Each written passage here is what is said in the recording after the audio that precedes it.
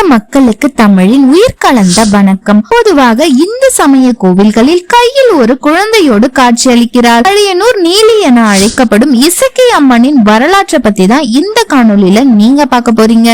இது விண்ணை தாண்டி சிறகடிப்பும் சேனல்னா உங்கள் தமிழ் வாங்க தெரிஞ்சுக்கலாம். குழந்தை பேர் இல்லாத பெண்கள் இவரை வழிபட்டால் குழந்தை பிறக்கும் என்பதும், மாதவிடாய் பிரச்சனை உள்ளவர்கள் இவரை வழிபட்டால் அப்பிரச்சனை தீரும் என்பதும் நம்பிக்கையாக இருக்கு. இந்து சமய பெண் தெய்வ கோயில்களில் பிரதானமாக இவருடைய சந்நிதி அமைந்துள்ளது. தென்னிந்திய தமிழகத்தில் இசக்கியம்மன் வழிபாடு அதிகம் இருந்து இருப்பினும் தற்போது தமிழகம் முழுவதுமே இசக்கியம்மன் வழிபாடு காணப்படுகிறது. பழையனூர் நீலியாக இருந்தவள் எப்படி இசக்கியம்மனாக தோற்றுவித்தால், பழையனூர் நீலியாக ஆக காரணம் என்ன, அதலான இந்த வரலாற்று தகவலை நீங்க பார்க்க போறீங்க. அழகைநல்லூர் என்னும் ஊரில் சிவகாமி என்னும் தாசி இருந்தாள். அவளுக்கு திருகண்ட நட்டுவன் என்றொரு மகன் இருந்தான். அவன் நன்றாக பாடுவான். அழகைநல்லூர் உள்ள சிவலாயத்தில் தினமும் பாடிக்கொண்டு இருந்தான். தாசிக்கு பெண் குழந்தை வேண்டும் என்று ஆசை. அவளும் ஈசனரை வேண்டினாள். ஈசனும் அருள் புரிய அருமையான பெண் மகள் ஒன்றை பெற்றெடுத்தாள். தன் பெண்ணிற்கு லட்சுமி என்று பெயரிட்டாள். மகளும் சர்வ லட்சணத்தோடு பொருந்திய மகாலட்சுமி போன்றே இருந்தாள். நாட்டிய கலையை திறன்பட கற்று தெரிந்தவள். தாயின் தாசி வாழ்க்கையை மகளுக்கு பிடிக்கவில்லை. கற்பு நெறியில் வாழ வேண்டும் என்று நினைத்தாள். அது ஒன்றும் தவறில்லையே. ஆனால் தாயோ பணத்தாசை பிடித்தவள். தன் மகளையும் எப்படியாவது தாசியாக்க வேண்டும் என்று எண்ணிக்கொண்டிருந்தாள். அந்த ஊரின் சிவலாயத்தில் வேலன் எனும் வேதியன் பூஜை செய்யும் பணியில் இருந்தான். ஒரு நாள் மாலை லட்சுமியின் நடன அரங்கேற்றம் ஈசனார் ஆலயத்தில் நிறைவேறியது. அவளை கண்ட நாள் முதல் வேலனுக்கு உறக்கமே இல்லை. அவளை காண வேண்டும், அவளோடு உரையாட வேண்டும், சிகிக்க வேண்டும் என்ற எண்ணம் அவன் உள்ளத்தில் அதிகமாகி கொண்டிருந்தது. அட, இதத்தான் காதல் என்பாங்கப்பா. அதே நிலைதான் லட்சுமிக்கும். வேலன் ஆவல் அதிகமாகி ஒரு நாள் சிவகாமி தாசியின் வீட்டு கதவை தட்டினான். வேறு யாரையோ எதிர்பார்த்திருந்த சிவகாமி வேலவனை கண்டு மலைத்தாள். யாராக இருந்தாலும் தாசியின் இல்லம் தேடி வந்துவிட்டால் மரியாதை கொடுத்தே தீர வேண்டும் இல்லையா? வாங்க வாங்க என்று தங்கள் மகளின் நடனம் கண்டேன். அற்புதம். ஓ அப்படியா, அமருங்கள், என் மகளை அனுப்பி வைக்கிறேன். வேலவனை அமர வைத்து தன் மகளின் கையில் தாம்பூலம் கொடுத்து அனுப்பினாள். அதில் வசிய மருந்தையும் கலந்திருந்தாள். மகளும் இதை அறியவில்லை. தான் எண்ணியபடி காதலனே தன் மனையாக்கி வந்ததை எண்ணி மகிழ்ந்தாள். தான் தாம்பூலம் எடுத்துக் கொள்ளுங்கள், இதோ அன்பே. இவ்வாறாக இவர்கள் தொடர்பு வளர்ந்தது. இருந்தால் தன் மகள் சரிப்பட்டு வரமாட்டாள் என்று எண்ணிய சிவகாமி தனது மகளை வேலவனிடமிருந்து பணம் வாங்க வேண்டும் என்று வற்புறுத்தினாள். மகளே, எதைப்பார், உன்னை காண வரும் வேலவனிடமிருந்து நீ பணத்தை பெற வேண்டும். அம்மா, நான் உன்னை போன்ற தாசி அல்ல. அவரிடம் என் மனதை பறிகொடுத்து விட்டேன். தாசி வாழ்க்கை வாழ நான் தயாராக இல்லை. திருமணம் செய்து வாழ்வேன். நீ திருமணம் செய்தால் உன் கணவனிடமிருந்து வாங்குவாய் இல்லையா? எனவே இவனிடமும் வாங்கு என்றுரைத்தாள். அப்படியே செய்கிறேன். மகளும் சம்மதித்தாள். தினமும் மாலை ஆலய நடை சாத்தியவுடன் தாசியின் இல்லமே கதி என கிடந்தான் வேலவன். அவளது அழகிலும் நடன கலையிலும் தாய் கொடுத்த வசிய மருந்திலும் அடிமையாக்கி விட்டிருந்தான். தினம் தினம் அவளுக்கு கொடுத்து கொடுத்து தன் கை பொருட்களை எல்லாம் இழந்தான். ஒரு நாள் லட்சுமி குளித்துக் கொண்டிருந்தாள். வேலவன் வீட்டுக்குள் நுழைந்தான். வாங்க வாங்க, லட்சுமி குளிச்சிட்டு இருக்கா. அப்படியே சரி, நான் அப்புறம் வரட்டுமா? இல்ல, உட்காருங்க, உபசரித்தாள். அப்புறம் லட்சுமி நன்றாக நடமாடுகின்றாரா இல்லையா? ஆமாம் அத்தே, அதனால்தான் அவளை எனக்கு ரொம்ப பிடிச்சிருக்கு. அப்படி என்றால் அவள் அழகேற்ப ஆபரணங்கள் அவளை அலங்கரித்தால் எப்படி இருக்கும்? அருமையா இருக்கும். இப்போதே சென்று நகைகள் வாங்கி வருகிறேன் என்று எழுந்தான். சென்றான். நகைகள் வாங்கி வந்தான். லட்சுமிக்கு பரிசளித்தான். நாளாக நாளாக வேலவனின் கையிருப்பு தேய்ந்து கொண்டே வந்தது. ஒரு நாள் ஆலயத்தின் இறைவனுக்கு அணிவிக்கும் நகைகளை கொண்டு வர வேண்டும் என்று உரைத்தாள் தாசி. மயக்கத்தில் இருந்த வேலவனும் அப்படியே செய்தான். இவ்வாறாக முழு அடிமையாகி விட்டான். அன்று அவன் கைகளில் எதுவும் இல்லை. தாசியின் இல்லம் நோக்கி நடந்தான். உள்ளே நுழைந்தான். வாங்க, என்ன கொண்டு வந்திருக்கீங்க என்று கேட்டாள் அத்தைக்காரி. இன்று கொண்டு வருவதற்கு எதுவும் இல்லை அத்தை. என் லட்சுமியை காண வந்தேன். அதெல்லாம் பார்க்க முடியாது. எதுவும் கொண்டு வரவிட்டால் என்னை காண அனுமதிக்காதே என்று சொல்லிவிட்டாள் லட்சுமி என்று பொய்யுரைத்தாள். ஆம், அவள்தான் சொன்னாளா? இதனால் மனமுடிந்த வேலவன் வந்த பாதையை திரும்பி நடந்தான். என்னவெல்லாமோ செய்தோமே. தாசி குலத்தில் பிறந்தவள் தன் புத்தியை காட்டிவிட்டாளே. இவளுக்காக ஆலயத்தின் நகைகளை கொண்டு வந்தேனே. இனி ஆலயத்துள் எப்படி நுழைவேன் என்று புலம்பிக் கொண்டே நடந்தான். அதே சமயம் லட்சுமி வெளியே வந்தாள். அம்மா, அவர் எங்கே? எவர்? அவர்தானம்மா, நம் வேதியர். ஓ, அவனா?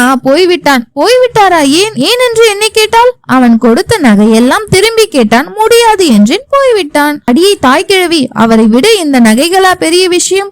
அவரெல்லவா எனக்கு பெரிய சொத்து. இந்த நகைகள் எதற்கு? இப்போதே போய் கொடுத்து வந்து விடுகின்றேன். லட்சுமி வீட்டில் உள்ள நகையெல்லாம் ஒரு துணியில் மூட்டையாக கட்டி எடுத்துக்கொண்டு வேலவனை பின்தொடர்ந்தாள். லட்சுமி பின்தொடர்வதை கண்ட வேலவன் தன் வேகத்தை கூட்டினான். லட்சுமியும் அழைத்து பார்த்து சோர்ந்தாள். ஒரு கட்டத்தில் வேலவன், என்னத்தான் கேட்கிறாள் பார்க்கலாமே என்று நின்றான். என்னை விட்டு எங்கே போகின்றீர்கள் அத்தான்?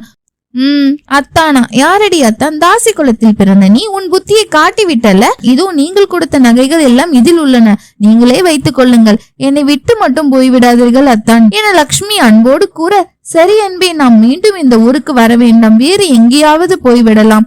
இருவரும் முடிவு செய்து நகைகளுடன் மலையாள தேசம் நோக்கி போய் கொண்டிருந்தார்கள். கானகத்தில் சென்று கொண்டிருக்கும் போது பயங்கர வெயில். அத்தான், மிகவும் சோர்வாக இருக்கிறது, உறங்க வேண்டும் போல் இருக்கிறது. அன்பே, இந்த இடத்தில் நிழலே இல்லையே, என்ன செய்வது என்று சுற்றிலும் பார்த்த வேலவன் ஒரு கள்ளிச்செடியை கண்டான். அந்த கள்ளிச்செடியின் நிழலில் இலைப்பாறலாம். லட்சுமியை அழைத்து சென்று தன் தொடை மீது படுக்க வைத்தான். களைப்பில் தன்னை மறந்து உறங்கினாள் லட்சுமி. இந்த சமயத்தில் தான் வேலவனின் மனம் பல்வேறு விஷயங்களை அசை போட தொடங்கியது. இதனால் பாதகமும் நிகழ்ந்தது. தன் மடியில் களைப்போடு உறங்கிக் கொண்டிருந்த லட்சுமியை பார்த்தான் வேலவன். அவன் மனதோ அவளின் தாயின் சொற்களை எண்ணிக்கொண்டிருந்தது. என்ன இருந்தாலும் தாசிக்குள்ள பெண்தானே இவள், என்னையே காதலிக்கிறாள் என்று நான் எண்ணியது முட்டாள்தனம் அல்லவா? தாசியின் அன்பு பணத்தின் மேலவல்லவா இருக்கும்? இன்று என்னிடம் பணம் இல்லை என்று இவள் தாய் விரட்டி விட்டாள். இவளோ என்னை தொடர்ந்தாள். எதிர்காலத்தில் இவளும் மாற மாட்டாள் என்பது என்ன நிச்சயம்? புதமான விபரீத சிந்தனைகளோடு லட்சுமியை பார்த்து கொண்டிருந்த வேலவன் ஒரு முடிவெடுத்தான். அருகில் இருந்த மணலை தன் தொடை உயரத்துக்கு கூட்டினான். லட்சுமியின் தலையை எடுத்து அதில் வைத்தான். சுற்றிலும் பார்த்தான். ஒரு பெரிய பாறாங்கல் கிடைத்தது. எடுத்தான். என்னை மயக்கி ஏமாற்றிய தாசியே, இன்றோடு இறந்து போ என்று எண்ணிக்கொண்டே அந்த கல்லை எடுத்து அவன் தலை மீதே போட்டான். துடித்தாள் லட்சுமி. அடை வேதியா, உன்னை நம்பி என் தாயை விட்டு வந்தேனடா. என்னை ஏமாற்றி கொலை செய்கிறாயே, இது நியாயமா? என்னை நீ கொன்றதற்கு சாட்சி எதுவும் இல்லை என்று எண்ணிவிடாதே. நான் பத்தினியடா. நீ என்னை கொலை செய்வதற்கு இந்த கள்ளி மரமே சாட்சி. இத்தனை ஜென்மம் எடுத்தாலும் உன்னை வாழ விட மாட்டேன். உன்னை பழிவாங்கியே தீருவேன் என்று சாபமிட்டு இறந்து போனாள் லட்சுமி. இறந்தும் மனம் தளராத லட்சுமியின் ஆவி ஈசனிடம் சென்றது. ஐயனே, தாசி குலத்தில் பிறந்தும் பத்தினியாய் வாழ நினைத்தது என் தவறா? எனக்கு ஏன் இந்த தண்டனை என்று ஈசனிடம் முறையிட்டாள் லட்சுமி. ஈசனும் புன்முறுவலோடு, விதியின் வழி வெல்ல யாராலும் இயலாது, உனக்கு வேறு என்ன வர வேண்டும் கேள் என்றார். என்னை கொன்ற அந்த வேதியினை நான் பழி வாங்க வேண்டும், அதற்கேற்ப வரம் தாருங்கள். மகளே, உன்னை கொன்ற பாவத்திற்கு அவனை உடனே தண்டித்தோம் பார், அவனும் பாம்பு தீண்டி உயிர் நீத்து விட்டான். இல்லை, என் கரங்களா நான் அவனை கொல்ல வேண்டும் சிவபெருமானே, அந்த வரத்தை எனக்கு தாருங்கள். சரி, அப்படியே தந்தோம். ஒரு புறம் காவிரி பூம்பட்டினத்தில் பெரும் வாணிப செட்டி ஒருவனுக்கு வேதியன் மகனாக பிறந்திருந்தான். அவனுக்கு முற்பிறவிய பற்றி ஞானமே இல்லை.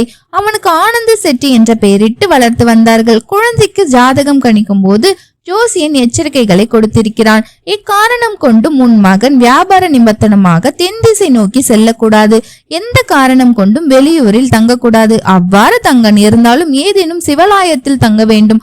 ஒரு பெண்ணால் அவன் உயிருக்கு ஆபத்து உள்ளது என்று சொன்னான். வாணிபத்தை தானாகவே நடத்த தொடங்கினான். சில சமயங்களில் வெளியூரில் தங்க நேரும்போது தந்தை தடுத்து விடுவதை கண்டு துன்புற்றான். காரணம் அறிந்து வியந்தான். அவனால் அதை ஏற்றுக்கொள்ள இயலவில்லை. எனவே ஒரு மந்திரவாதியிடம் சென்று இதை பற்றி கூறினான். மந்திரவாதியும் ஒரு மந்திர கத்தியை கொடுத்து, இந்த கத்தி உன் இடுப்பில் இருக்கும் வரை உன்னை யாராலும் கொல்ல இயலாது என்று சொல்லி அனுப்பி வைத்தான். இதனால் பல பகுதிகளுக்கு சென்று வணிகத்தை பரவலாக்கினான். அவனுக்கு எதுவும் நேரவில்லை. எல்லாம் மந்திர கத்தியின் மகிமை என்று எண்ணிக்கொண்டான். விதியும் சிரித்தது. அன்று அவன் தென் திசை நோக்கி செல்ல வேண்டிய கட்டாயம் வந்தது. தந்தை தடுத்தார். ஆயினும் மந்திர கத்தியை காட்டி தந்தையிடம் அனுமதி பெற்றான். தென் திசை நோக்கி வந்து கொண்டிருந்தான். அவன் வந்து கொண்டிருந்த திசையில் தான் அவனை பழிவாங்க காத்திருந்தாள் நீலி. கானகத்தில் அவள் சென்று கொண்டிருக்கும் போது எதிர்பட்டாள் நீலி. வாடை அணிந்து கையில் வெற்றிலை தாம்பலம் எடுத்துக்கொண்டு நீலியானவன் ஆனந்த செட்டியை எதிர்கொண்டாள். அடர்ந்த வண்ணத்தில் செவ்வாடை அணிந்த பெண்ணை கண்டதும் அதிர்ச்சி உற்றான் செட்டி. காட்டு வழி போகும் வாணிபரே, வந்து தாம்பலம் எடுத்துக் கொள்ளுங்களே என்று அழைத்தாள். அவளை தவிர்த்து விட்டு ஊருக்குள் நுழைந்தான் ஆனந்த செட்டி. அவன் கையில் மந்திர கத்தி இருந்ததால் நீலியால் அவனை நெருங்க கூட முடியவில்லை. நீலியானவள் வனத்தில் அவள் சாட்சியாக விட்டு சென்ற கள்ளி மரத்தை குழந்தையாக மாற்றி அவனை தொடர்ந்து ஊருக்குள் சென்றாள். அத்தான் அத்தான், என்னை விட்டு எங்கே செல்கின்றீர்கள்? யாரடி உனக்கு அத்தான்? போ அந்த பக்கம் என்று சொல்லிவிட்டு சென்று கொண்டிருந்த அவனை நோக்கி கண்ணீருடன் ஓடிக்கொண்டிருந்தாள் நீலி. இதற்குள் ஊரில் சிலர் பார்த்துவிட்டு என்ன செய்தி என்று வினாவ, இவர் என் கணவர், இது என் குழந்தை பிறந்ததும் எங்களை தனியாக விட்டுவிட்டு ஓடி வந்து விட்டார். நானும் அவரை தொடர்ந்து ஓடி வருகின்றேன் என்றாள் நீலி.